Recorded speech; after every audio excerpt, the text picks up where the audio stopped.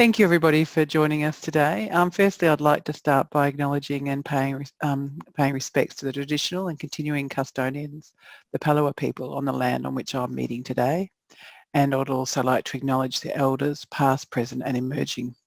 So thank you to Sharni Burstin from Skills Australia to coming and joining us today to talk about the outcomes of the project. The inclusion of people with disability in VET. This project I was on the reference group for. It's fantastic to be able to kind of continually hear about what the outcomes were, and for us to reflect in the sector on how we can ensure that we continually work to improve the outcomes of people with disability in VET. Just on some technical things before we start, the captioning can be found at the bottom or top of your screen, and if you'd like to expand those captions, you can click on the arrow. There's a little arrow in the box which enables it to expand and be seen as bigger, but hopefully you receive that in an email. Hopefully the technology is working for you, but if you do have any problems or difficulties throughout the webinar, you can contact us at admin.adcet.edu.au. The presentation will hopefully run around 40 or 50 minutes from Sharni. At the end, I'll be able to ask some questions. So throughout the presentation, please feel free to add your questions to either the question pod or the chat pod, which you should be able to find either at the bottom or top of your screen. And I'll ask those to Sharni at the end. All right, so now over to you, Sharni. Thank you. Great, thanks Darlene. We did have a lot of involvement from ADCET on this project, so it's a pleasure to have the opportunity to come back and present to you all, and thanks to everyone who has dialed in and joined us today. So just to briefly introduce myself, my name is Sharni Burstin and I was a part of the PwC Skills for Australia team for close to a year, leading the inclusion of people with disability in VET cross-sector project. So this is one of many different projects that the Skills for Australia team undertakes. And just moving on to the next slide, I'll just give you a bit of an overview first of all of who we are and what we do. You'll be able to see also the agenda for today, and we will have some time, as Darlene mentioned, for questions at the end. So PwC Skills for Australia is a skills service organisation, and essentially we are funded by the Australian government to support industry to oversee current training packages for all registered vocational education and training to ensure that it is up to date and meeting the needs of current industry. So what we do is we work with industry reference committees, which are groups of industry experts, to look at the current and future state of industry and what job and skills needs reflect the changing state of Australian work. And we support them to make recommendations to government in terms of updates to ensure that training continues to meet the needs of the workforce now and into the future. So the changes that we put forward to the government are reflected in the industry training packages, which involve skill sets, training products, and qualifications, which can then be undertaken nationally through registered training organisations. And as a skills service organisation, we oversee 9 of the industry sectors, and we've also undertaken 4 cross-sector training projects, of which inclusion of people with disability in VET was one of them. And the different thing about these cross-sector projects is that they're not looking at one specific industry, they're actually looking across industry for common skill and knowledge gaps and issues that can be addressed in multiple sectors. So with the training developed that we are talking about today, it's not training that was exclusive to the community services sector and the qualifications in that training package, but actually looking for things that can be implemented across all the different training packages. So I'll move forward to give a bit of an overview of the project. Basically in terms of inception, we were commissioned by the Australian Industry and Skills Committee, and they're the governing body that was set up by the Council of Australian Governments to help make sure that industry had a formal way of having input into Australia's training sector. With this project, we were looking at barriers to inclusion of people with disability and their opportunities across 3 contexts. And those three were vocational education and training. So that means their ability to undertake and successfully complete qualifications, skill sets and units. Employment, so their opportunities in terms of seeking and receiving jobs and the ability for those employing them to support them and meet their needs as employees. And thirdly, customer service, so for them being able to achieve equal access to the service opportunities that the rest of the population of Australia enjoys. So we had three objectives for this project. The first was to see how we could use training products as a tool to address barriers for inclusion. So being able to use training as a way to upskill people in Australia to break down those barriers. There was also to promote equal access to our training and employment opportunities. And thirdly, to improve efficiency within the development of training packages. So something that the AISC has been looking at is how we can improve the way in which training is developed and implemented across industry. So in terms of these cross-sector projects, a key focus is looking at where the same training product can be implemented across many training packages and qualifications to reduce duplication of similar content. In terms of the outcomes for this project, the outcomes were to develop new training that could be implemented across training packages, with this training focusing on addressing identified skill and knowledge gaps that we had found throughout the course of the project, which in turn would have to break down some of the barriers to inclusion and equal access that we had identified. The main focus with this training wasn't to develop training to develop the skills of people with disability per se, but it was more focusing on those supporting them.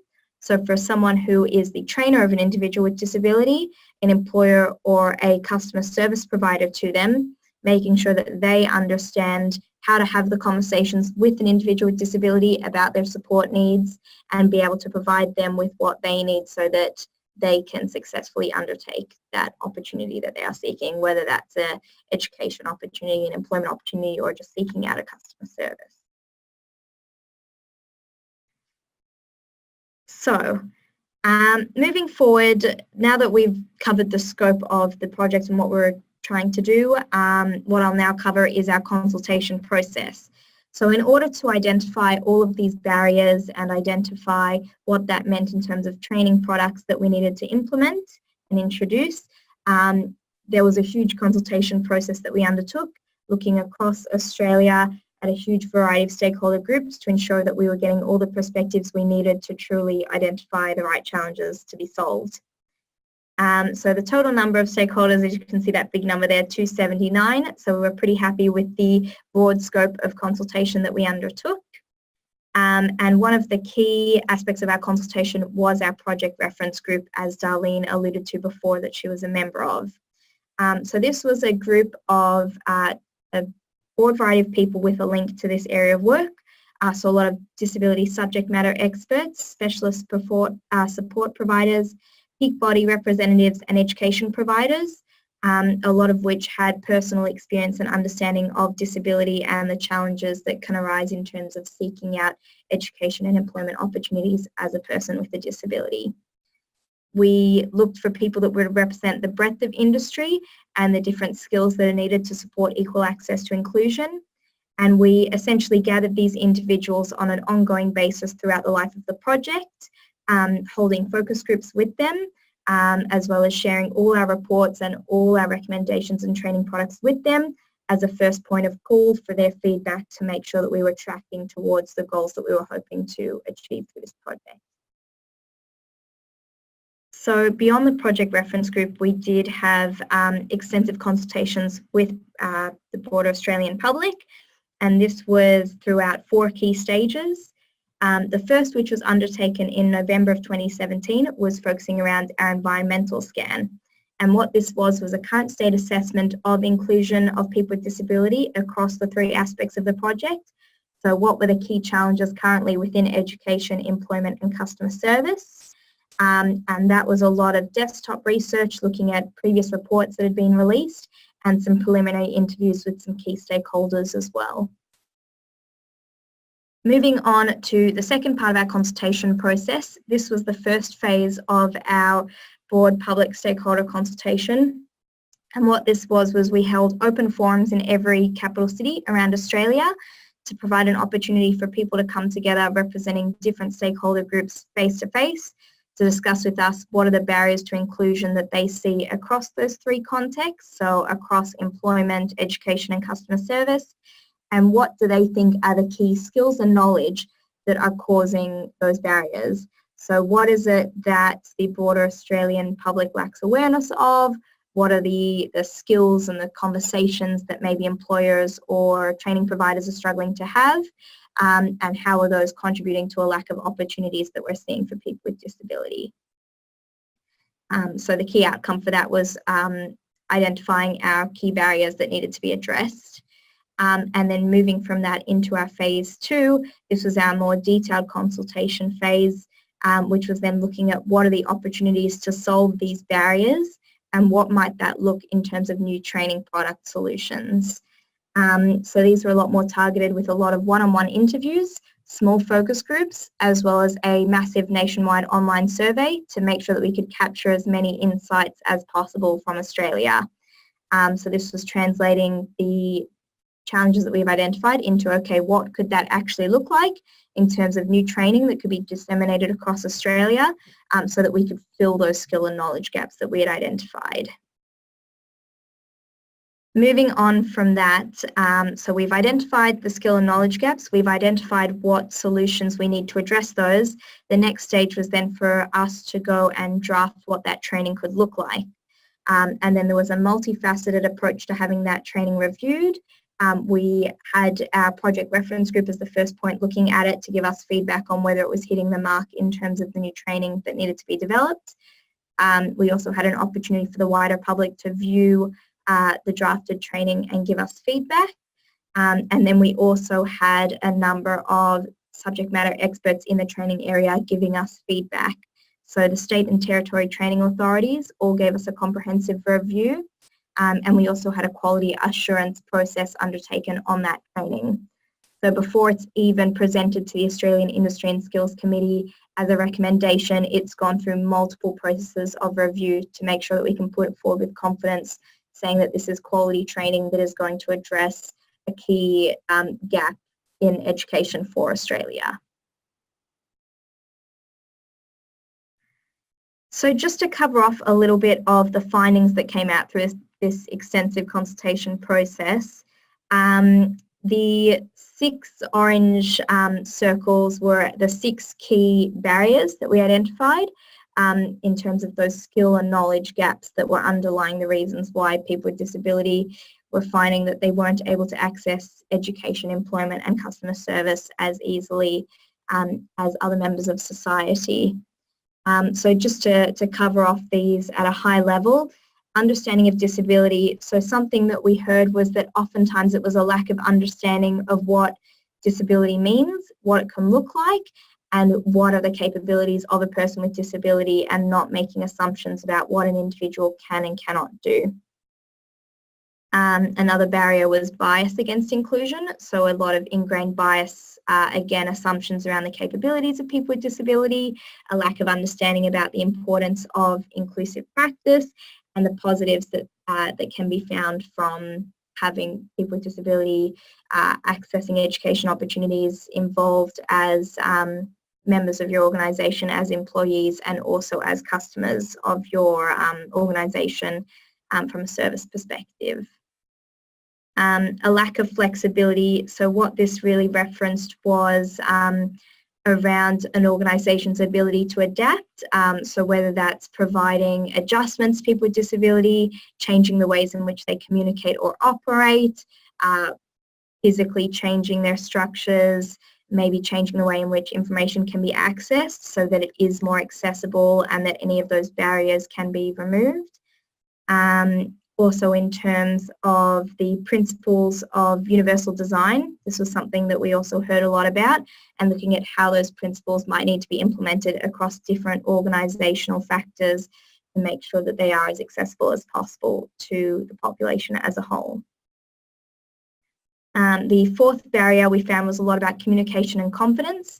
So learning how to have those open, respectful conversations with individuals with disability around what their challenges are, what their capabilities are, and what support they might require in order to achieve their objectives and fulfill their requirements as an employee, or to access what they're hoping to get out of a service opportunity.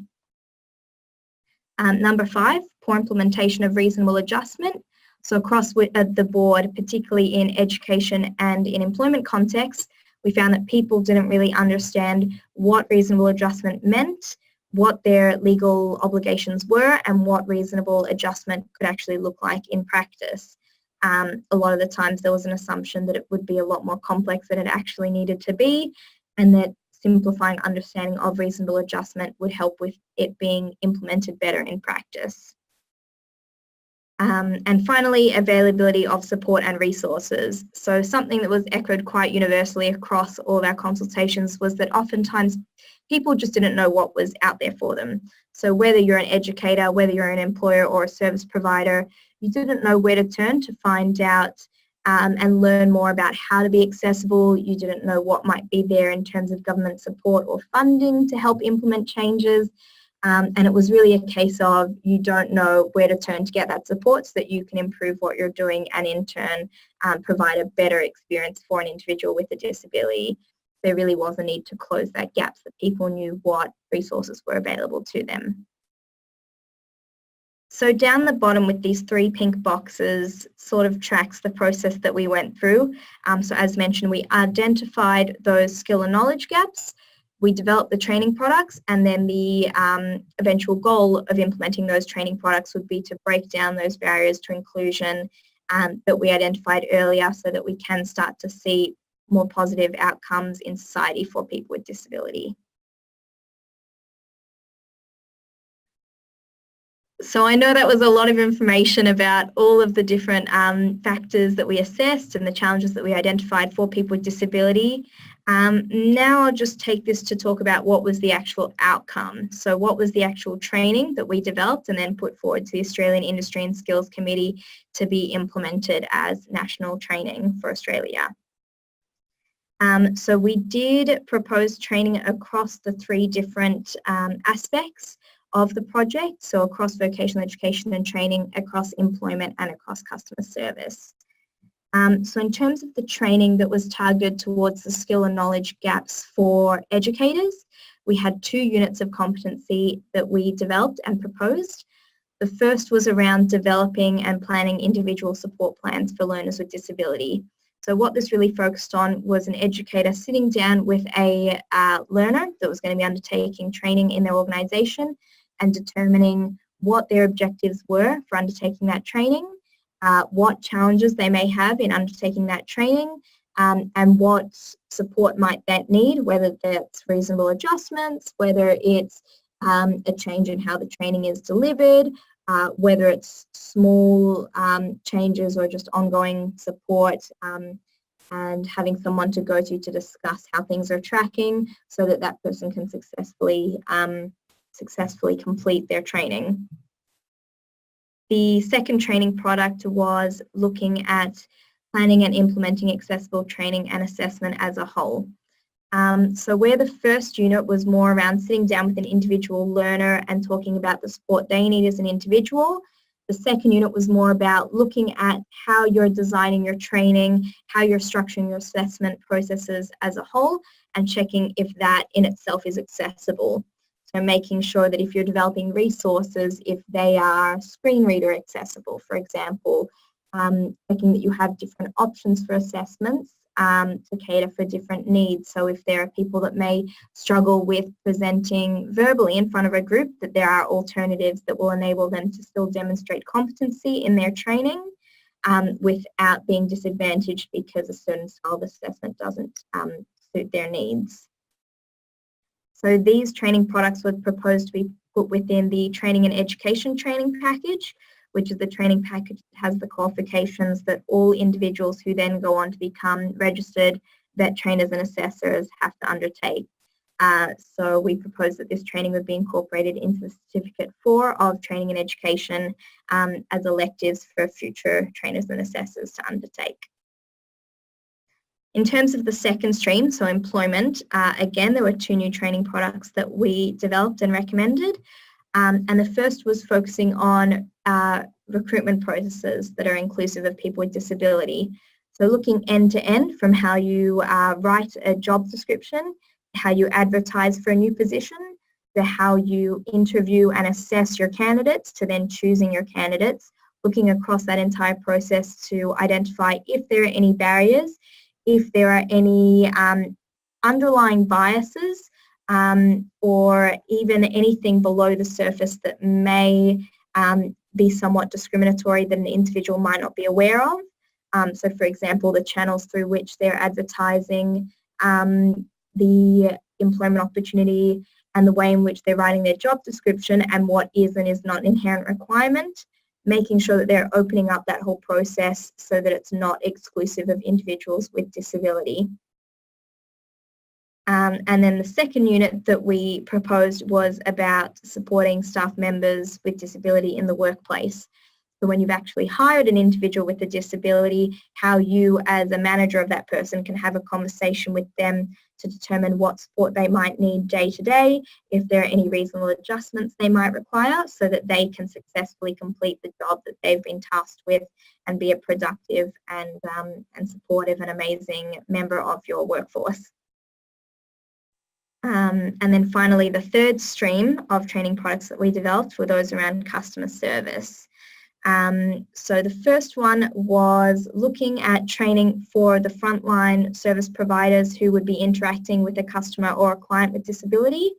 So an example that we could give is someone who's working in a bank and making sure that they are able to have a successful interaction with an individual with a disability, that they are able to understand through what means that person might communicate, and if there are any changes that they might need to make in the way that they operate to make sure that all people can get access to that service and can meet the objective they have out of that service interaction.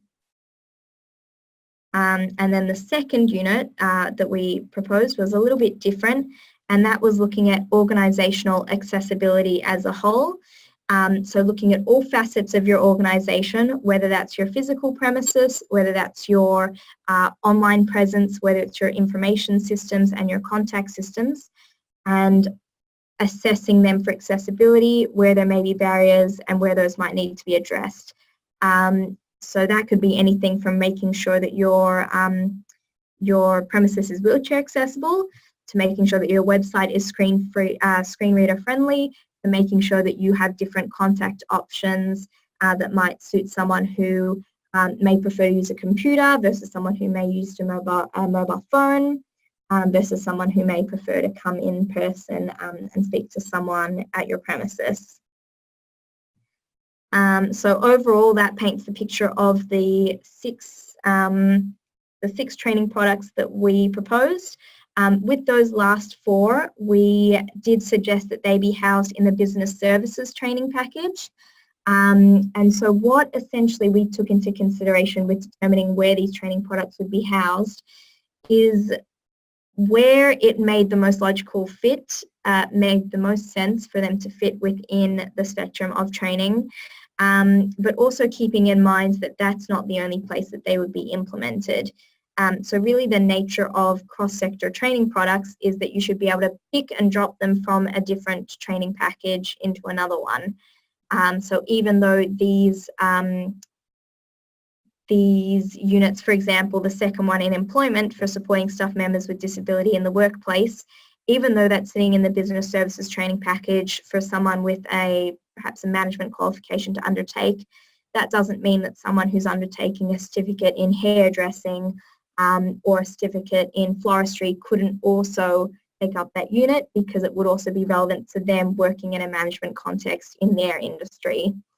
So we really did have to give consideration to where it made most sense for them to be housed, but also feeding back to the Australian Industry and Skills Committee so that it can be disseminated to registered training organisations that that's not the only place that that training would be implemented, and that it could be taken up as an elective in many different industries and in many different qualifications.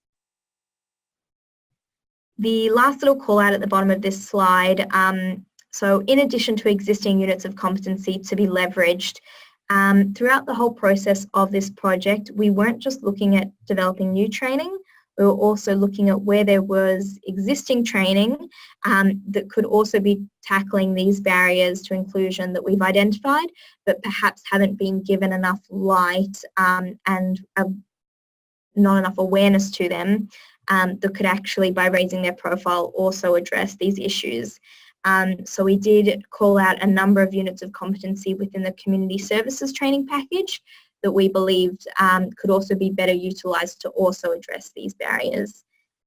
So going forward, that was something that we also put to the Australian Industry and Skills Committee for them to consider how that training could be better utilised to also address some of these challenges.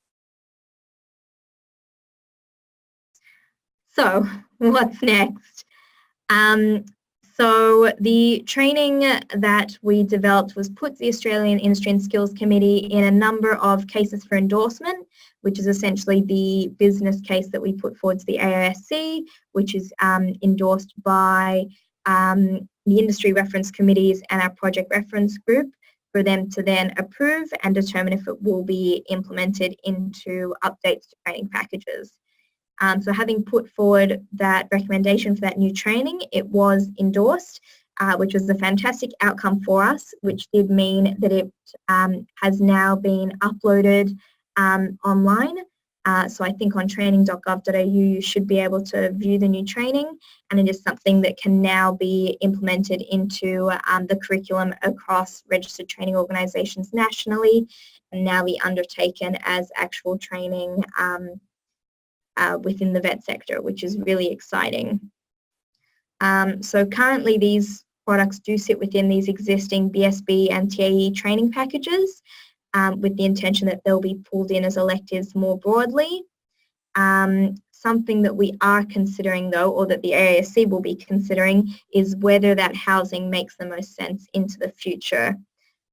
So there were a lot of discussions around what cross-sector training products might mean in terms of a change for how the training sector is structured, and whether instead of putting it in an existing training package, there might be new training packages separate from industry-specific ones to talk about cross-sector skills. But in terms of any structural changes, that is something for the AASC to be put aside in the future. Going forward in this sector, there were a few broader considerations that we also identified throughout the scope of this project that did go beyond the scope of what we were funded to do, but that we did want to raise awareness about, that were areas that should be looked into further within the sector, possibly by the AASC or by other organisations. So a few of these called out were the funding and incentive of undertaking this training. So something that we received feedback on is that training like this is great, but we need to make sure that there are the resources for the right people to undertake this training so that the skill and knowledge gaps can be addressed. Something else that was also raised to us was annual reporting for registered training organisations. So ensuring that they're actually reporting on their outcomes for learners with disability to make sure that they're implementing better practice to support inclusion and to not be unnecessarily creating blockers or barriers for learners who want to undertake these training opportunities.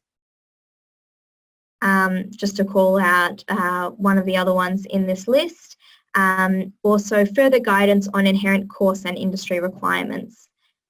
So something that was a big topic of conversation throughout this project was the notion of what actually is an inherent requirement, what is something that a student would be required to demonstrate to meet an industry need and to successfully complete a job requirement, and what is something around which they can have a reasonable adjustment so that they can still demonstrate that requirement and that capability, but in a different way. So something going forward that was identified was a need to better understand what is an inherent requirement in industry and what isn't, and to align your inherent requirements in your courses, your qualifications and your unit descriptions to make sure that that is all standard practice and that students aren't unnecessarily being held back from undertaking training because of a definition of an inherent requirement that may have been a miscommunication or a misalignment with what is actually an inherent requirement. So at that point, I know I've just thrown a lot of information at you, but that concludes the formal aspect of this presentation. Thank you all for listening, and at this time would open to questions. We've also got a bit of information here, so if anyone who's listened to this presentation is interested to learn more about Skills for Australia or learn more about this project or future projects, then definitely feel free to visit our website, email us or contact us, and stay up to date with anything else that we're doing as an organisation. Thank you. Great, thanks Sharni, that was great. It was good to hear what some of the outcomes have been. We've got a couple of questions. If people haven't seen, but you can certainly write your questions in the question pod or the chat pod, and I will ask them for Sharni. We had 2 questions come in before the webinar, which I think you've received. So how will the qualification for those delivering the training products be decided? I suppose you've kind of answered that anyway, but did you? Yeah, so essentially at this point, the people delivering this training will have needed to undertake the certificate for or the diploma in the TAE. We did have some guidance that we included in the implementation guide for these new releases, which was essentially recommending that ideal practice would be for someone delivering this training to have a lived experience or more specialised knowledge of disability. That isn't something that's being mandated, but it's been highly recommended as the better practice. We think that for an understanding perspective and an inclusion perspective, it makes the most sense that the people delivering this training would be people who have a more personal experience of disability and the kind of support that an individual with a disability would want and need. Yeah, that's great. Will this include traineeships, and if so, will this affect their funding to be able to participate in? So I don't know if the School Leavers Employment Support Program, I don't know if when you received that question, did you look, you're probably not quite familiar with SLES at all. So we do have a bit of an awareness of SLES.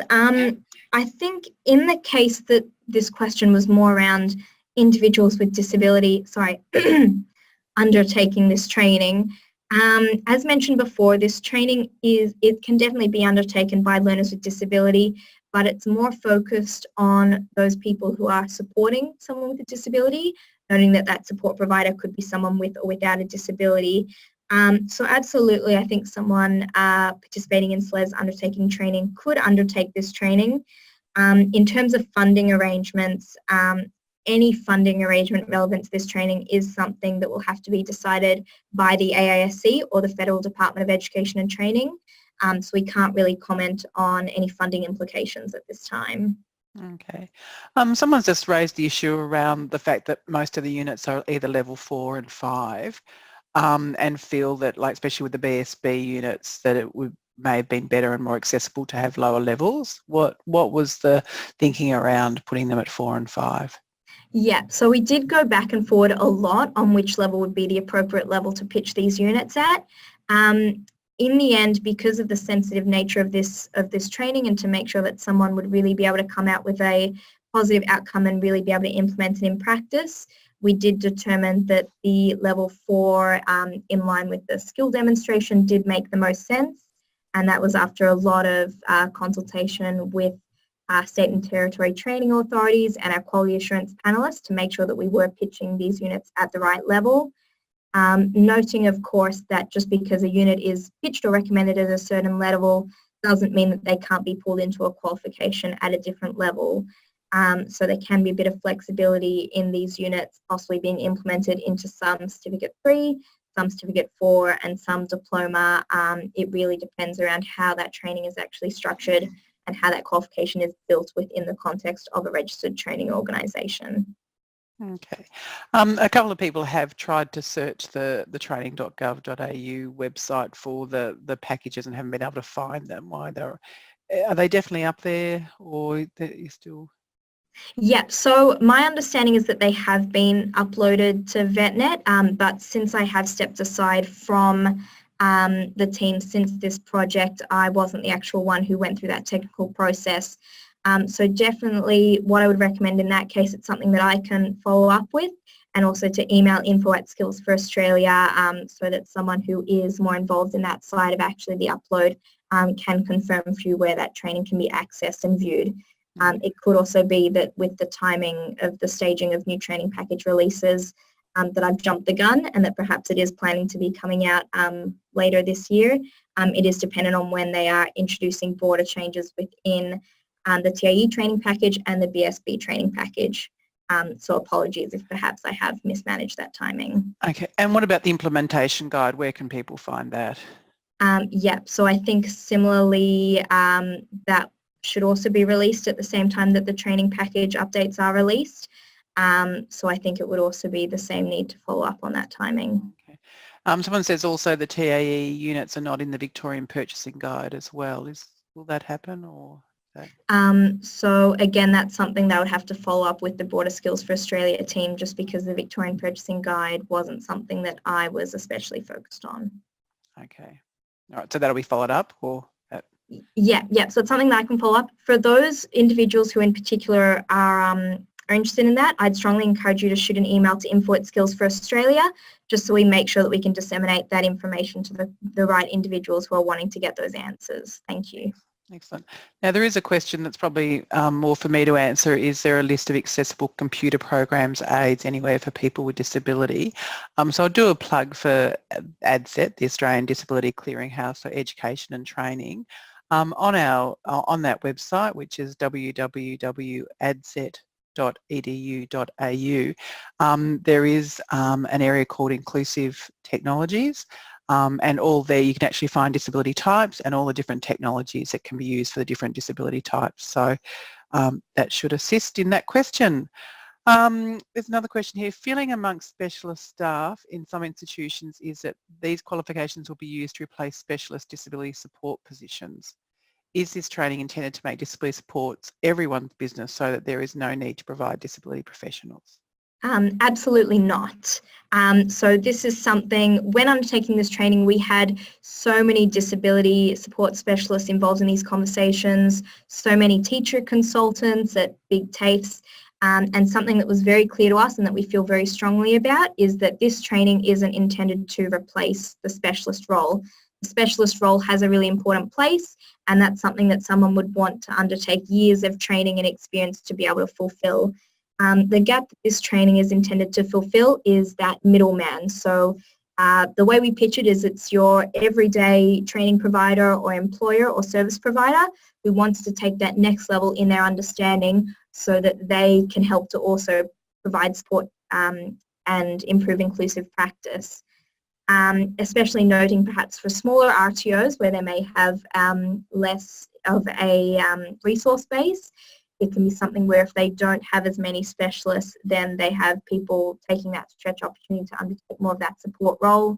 But absolutely not. We do think that there is still a strong, important role for that specialist support provider, and that is something that we definitely communicated in all of our cases for endorsement and all of our reports back to the AASC when putting forward this training. Okay. Now, is there any way that you can track, like how much, how many people undertake the actual, each of those units? Is there a way to kind of see the level of engagement once they are out there?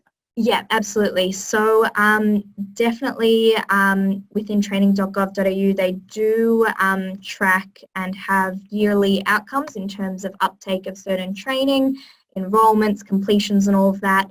That does come out on a yearly basis. So I think later this year that is projected to come out. So at this point we don't have any stats on how this training is tracking, but it's definitely something that we will be looking into once those stats do become available to us. Yep, that's great. Any other questions? I think we've gone through all the questions. Thank you to a couple of people for putting up that the ADCET Inclusive Technology link. That's fantastic. Just I suppose a bit of a plug while people are thinking if they want a question. One of the other outcomes being a part of the reference group, the project reference group, was feeling there may need to be a step prior to people undertaking the units of competency. So a colleague in South Australia, TAFE, and I are currently working on, and I've noticed a couple of our reference group members are online today, on developing an e-learning resource that will be on a web base, but we're also looking at making the packages available for training providers separately to go in their own learning management system. That'll probably be the first step around understanding disability. So it'll actually be looking at inherent requirements, looking at reasonable adjustments and so forth. So more that, you know, undertaking training prior to doing the units of competency. So as a first step.